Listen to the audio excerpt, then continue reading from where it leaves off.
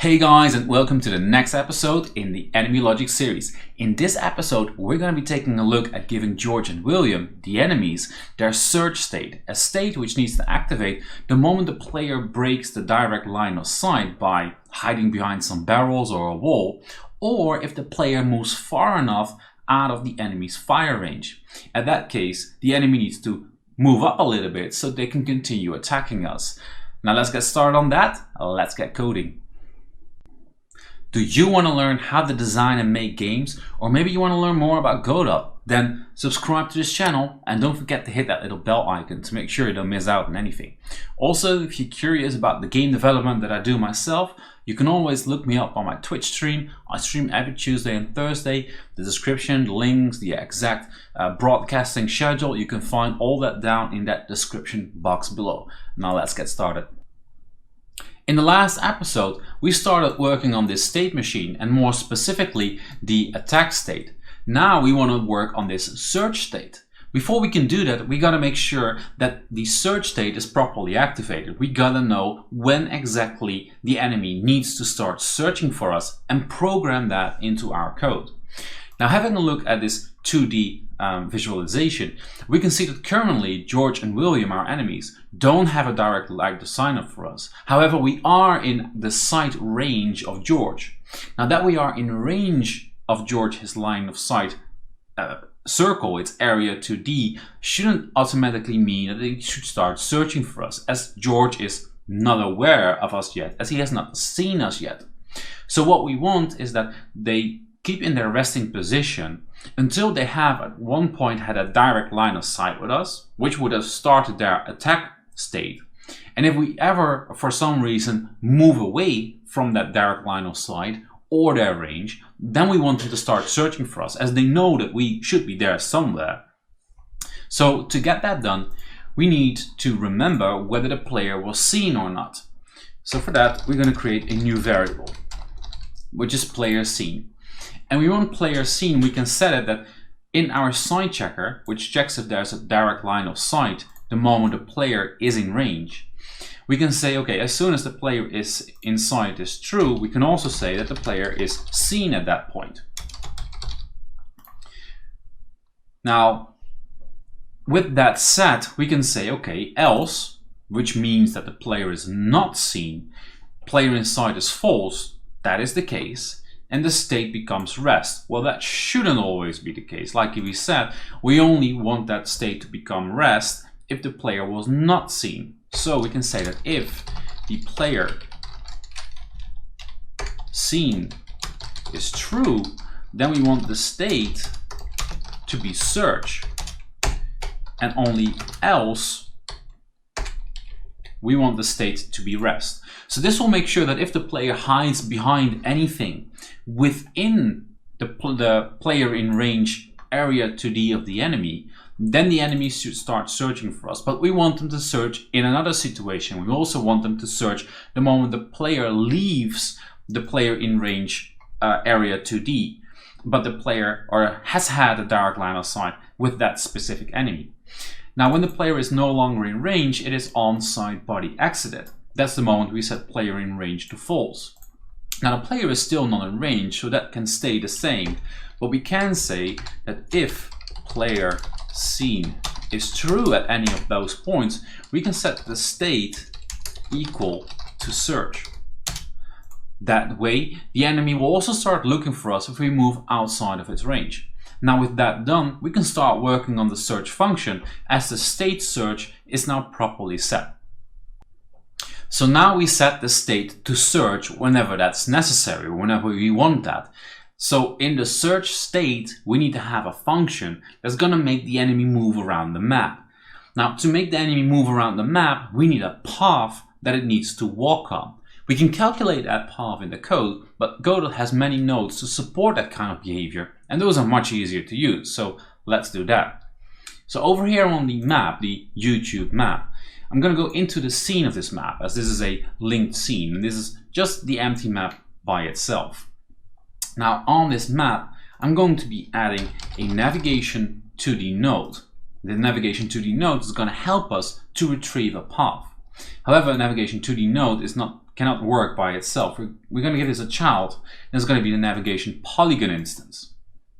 Now what this does is we can draw a plane on this map on which a navigation path can be calculated in 2D. There's also a 3D node. Now you can put this navigation pane also within a tile set. We can do that too, but as I drawn this map very quickly, it's not perfect. We want to make sure that we don't get any weird artifacts. So I'm going to go with a hard-coded sort of pane. Well, it's not hard-coded, but it's set separately. You probably want to do that either on the tile set or want to do that with much more detail if you're making the game yourself.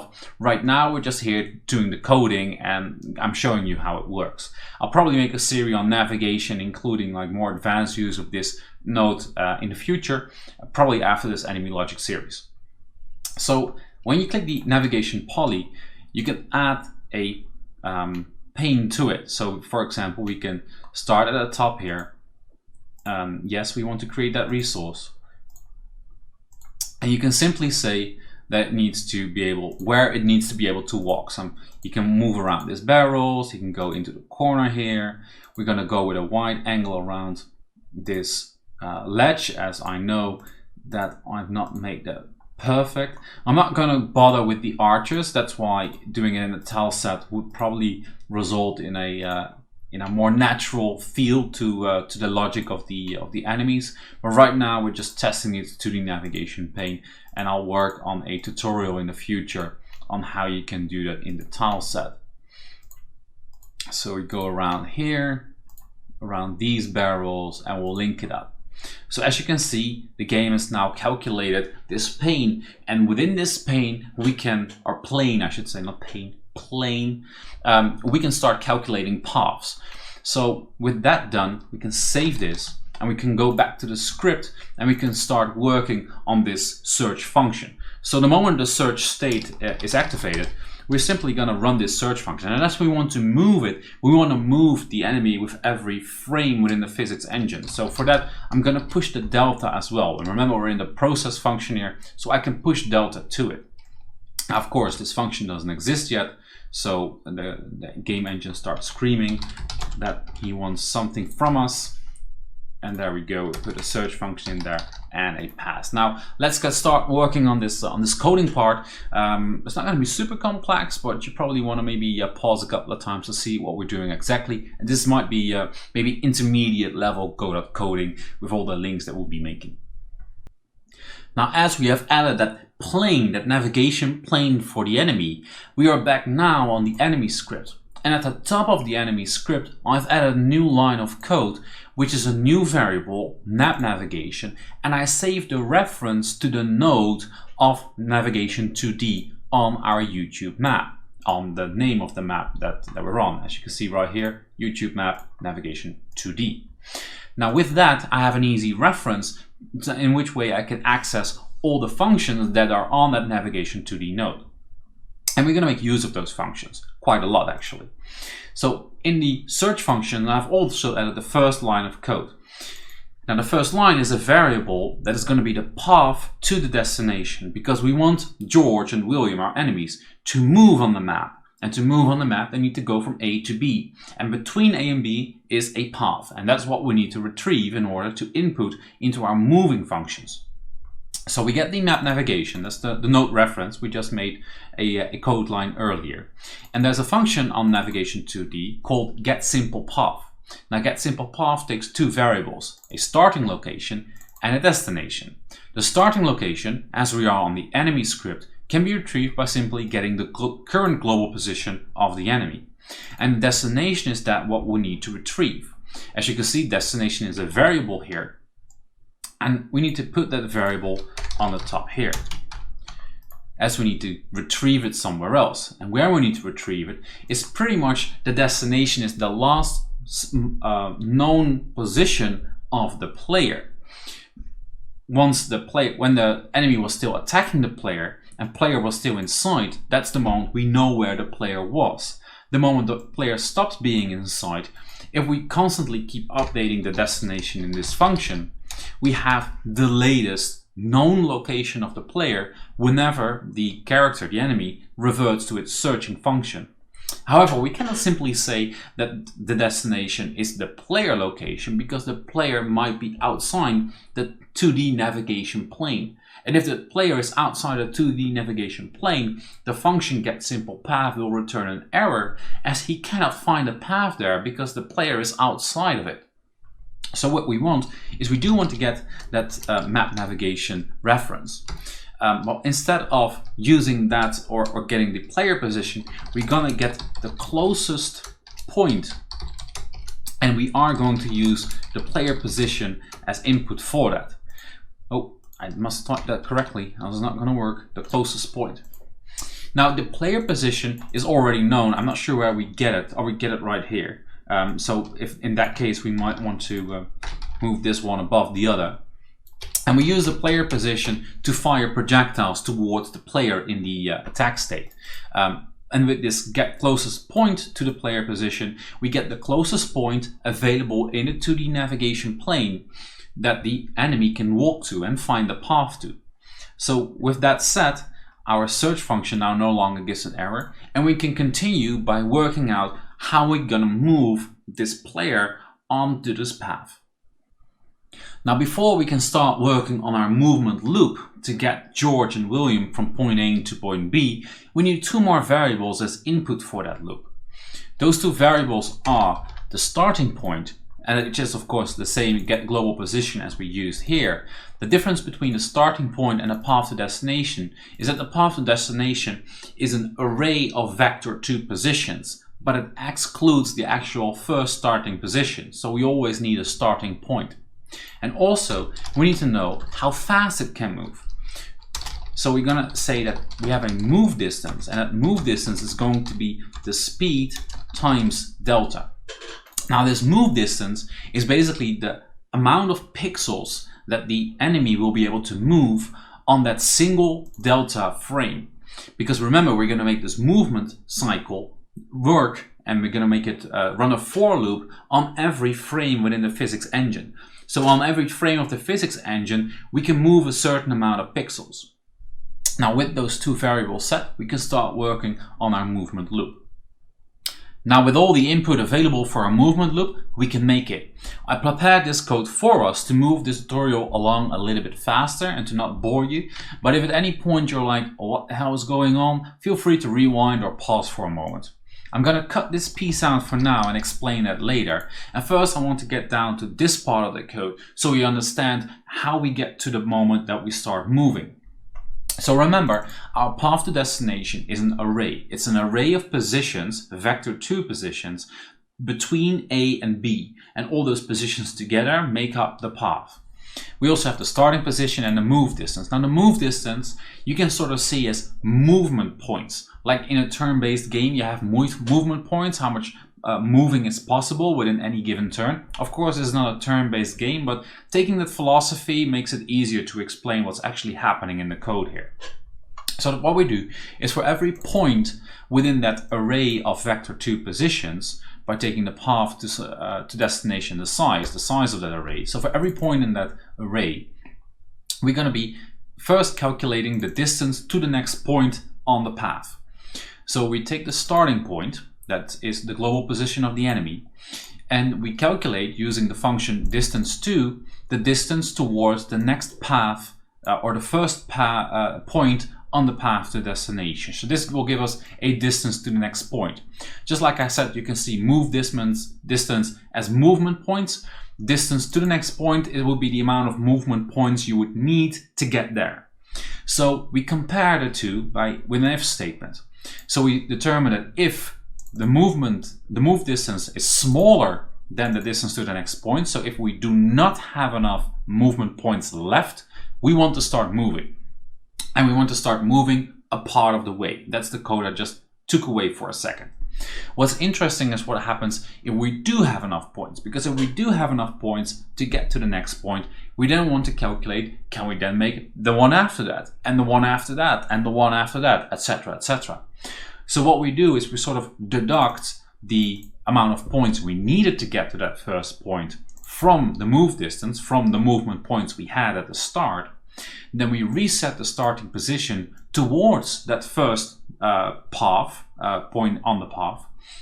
And then we say, okay, we remove that first indice from the array. That way, the first indice on the array for the next point, will become the number 1 indice that was at the start when we defined path to destination. So once we have reached that first point, we can say, okay, we can run this loop again. Then the first indice will be the second point, and so forth, and so forth, and so forth. So basically, we're running this loop until the move distance is indeed, the amount of movement points we have left is indeed smaller than the distance to the next point, smaller than the amount of movement points we would require to get there. So this loop is basically gonna run forever until we don't have enough points left to get to the next point. Now, if that is the case, we start moving, and that were the couple of lines I quickly get out of there in order to explain that to you. So this loop has been running forever until this hits, and when this hits, when it's done, we also break out of this for loop. So that's when the movement is done.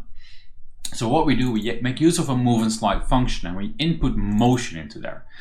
Now, this motion makes use of move rotation as well, so we can look at this as 3 lines into one, basically.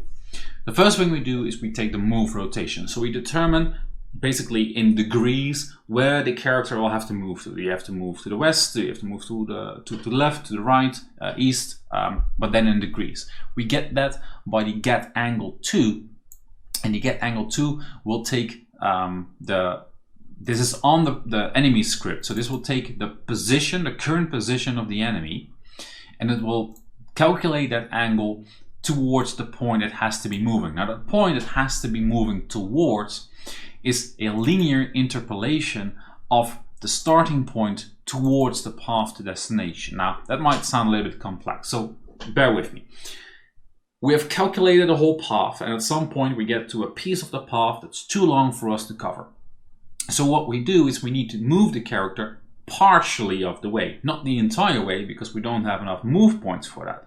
So we need to interpolate what the total amount of move points we would need to get to the point on the path, and we have the amount of points that we have left. So we divide the amount of points we have left by the total amount of points that would have been required. That gives us a percentage of the path that gives us a percentage of how far we can travel the path. That's what this linear interpolate does.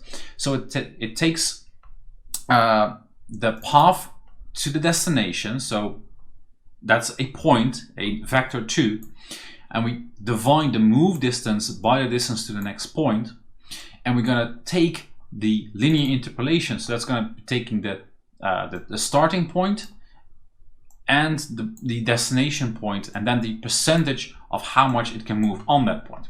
That gives us the actual point. Even when it's between 2 points on the path, that will get us the actual point we need to move to. And by using the get angle, we know exactly in what direction we have to push our move and slide function. So that rotation is taken into the motion variable here as we rotate the character towards that angle, towards that direction it has to be moving to, and we know that with the amount of move point it has, it will be exactly able to land up at our point that we have selected on the path.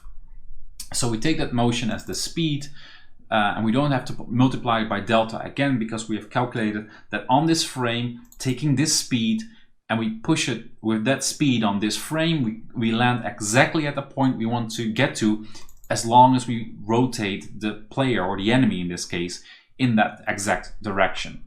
Then we take that motion and we put it into the move and slide function, and that gives us our movement loop.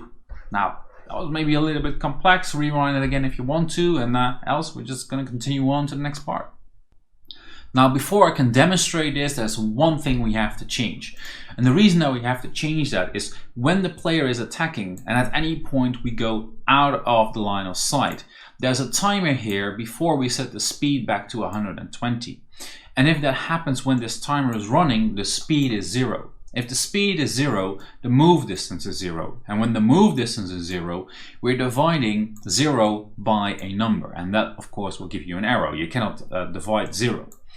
So in order to make sure that that doesn't happen, I'm just gonna put in a 1 here. This is a quick fix. It might not be super beautiful. You can fix this with more complex methods as well, but for now this is good enough. This should allow us to see the movement of the enemies. Now we've repositioned our enemies a little bit, as this corner here, I've not made that very beautiful with the collision shape, so they're sort of stuck on there. This code will work normally, but yeah, in order to demonstrate it, I would have had to make a better map basically. So if we get in range, you can see that the enemies start firing at us. And if I move out of range, they move towards me. If I move back to them, I get in range and they revert back to attacking. If I hide behind these barrels, they also start looking for me. And if I get back in position, you can see that they're again on top of me. Now, as you can see, these enemies are interacting with each other. And let me get this. So they're interacting with each other, they can get stuck on each other, and now you can see that they're firing against this barrel. So they're not perfect. And right now we only have one of them firing because the other can't see me as he's standing behind the other one. This can be intended behavior for your game. You might want the players, or the enemies I should say, not be able to fire through each other. If you do want that, there's a very easy fix for that, because what happens is that in the side checker, it is determining whether it has a direct line of sight with the player, and if so, it will start attacking. Now, in this side checker function, we make use of the collision mask. The collision mask of George itself. The collision mask of George is living in layer number 3, and he's also looking into layer number 3.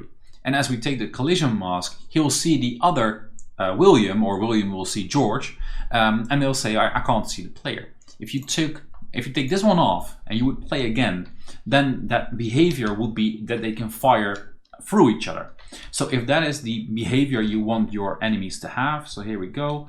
Now they can both fire at me and they can both see me at the same time. So depending on what type of behavior you want your enemies to have while moving around, do you want to be able to them to navigate around each other? Do you want them to be able to fire through each other? You can get that through this. Now the thing is, if I move here, they sort of forever start searching and looking, and you even get an error now. The thing is, we never turn it off. We have to turn search off at some point. At some point they need to revert back to their resting state. So in order to do that, I believe I have it under my copy paste right now. After the for loop, we're going to say that if the path to destination size is 0, the player scene is false. Now, that seems like a very easy piece of code, but there's actually quite a lot of thought in what is actually happening. So imagine he is attacking us. Player scene is true. At any point, we're no longer in sight, and he starts searching for us. He's going to go over this loop, over this loop, over this loop. If we get back into range, the attack state will start again, and the destination is updated. The destination becomes the newest known location of the player. So that means if ever we are out of range again, the search loop will continue with this new destination. So if at any point there's no more points available in the path to destination, in other words, if this array is empty because we have removed all of the indices, at that point the enemy has reached a sort of a moment there. Then I have to say this properly. At that point, the enemy is at the last known location of the player, and moving between where it was and where the player was when he last saw it, he has not been able to find the player again. Now that's the moment where you can say, okay, you've moved along that path, you can't find the player anywhere, you have not seen it on your path towards that location, you cannot see the player at that moment. At that point, we want our enemies to go back into their resting state. So if path to destination is indeed 0, so you have reached the last known player location, player scene becomes false, and in our side checker, if the player is in range is true, then else the state becomes rest. Now we can also set that rest function right here, because if the player is outside of the sight range of the enemy, the search function would continue to exist. So we can also say that the state here is rest. And with that, our enemies will start to revert back to their resting state. And that is what we're going to follow up with in future episodes, where we're going to return to the original starting location of the enemy. So they'll return back to either their patrol location or their guarding location. That's probably going to be for episode number 4 in this series. In the next episode, I want to work on the animation part of the enemies to make sure that they have the walking animation and where you need to exactly put that within the code. You've seen it in the demo at the start of this episode, but not in my demonstration. We're going to be working on that in episode number 3. That was it for today, guys. Hope you like it. If you do, smash that like button, hit subscribe. Don't forget that little bell icon to make sure you don't miss out on anything. And remember, if you ever want to talk to me, Godot, game development, whatever, you can find me on my Twitch stream every Tuesday and Thursday. Details and everything in that description box below. Hope to see you there one day, and else I'll see you in the next tutorial. And until then, keep on gaming, keep on coding. See you guys.